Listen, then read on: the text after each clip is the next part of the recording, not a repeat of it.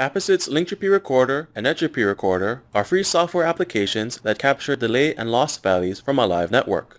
These values are then saved to a file that can easily be imported into any Netropy or Linktropy emulator to reproduce the conditions to test application performance.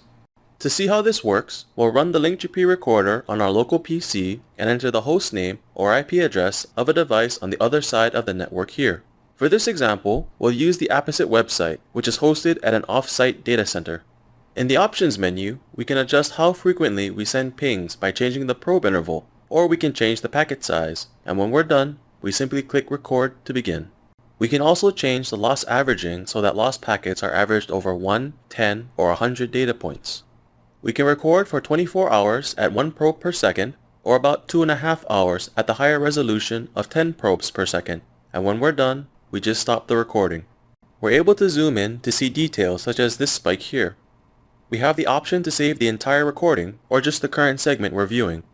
Here's an example that we created earlier of a connection from the US to Australia. And here's an example of a 4G mobile network. Recordings are saved as text files, with a separate line for each data point listing time, latency, and loss. Instead of using the recorder, we can make our own recording files in Excel or a text editor as a simple way to create changing conditions. Bandwidth values can also be entered manually into Netropy recordings. Once we have a recording file to use, we can import it into the emulator to replay the conditions. First, we'll demonstrate this with the Linktropy WAN emulator by opening up the Linktropy GUI and clicking here to open the Linktropy monitor. We'll access the Linktropy player by clicking here. Then, we'll upload the file and adjust any other link parameters here. To see the player in action, we'll start a file transfer. We can see under statistics that the transfer is going at a constant rate. Now we'll go back to the player and begin our playback by clicking here. Back in statistics, we see that the delay and loss is changing, and in the graph, we see that this is affecting the throughput of the transfer. Next, we'll import the recording into a Netropy emulator. On the main screen of the Netropy GUI, click here to open the administration window. Select Recordings, then click Add to select the file.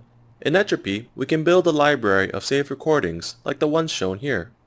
To play back the recording, we need to make sure emulation is turned off, then select the path to use our recording with. This opens up the path configuration window, where we can access the playback configuration. Recording files contain one-way values. We can use this recording for latency and/or loss in one or both directions. Back in path configuration, we can see that instead of a configured value for latency and loss, it's now set to use the recording. Back on the main screen, playback of the recording will start once emulation is turned on, and will continue to loop until emulation is disabled. The Linktropy Recorder and Netropy Recorder for Windows and Linux can be downloaded from the Apposite website. Android users can download the recorder from Google Play. More information about the recorder can be found in the user's guides available at apposite-tech.com.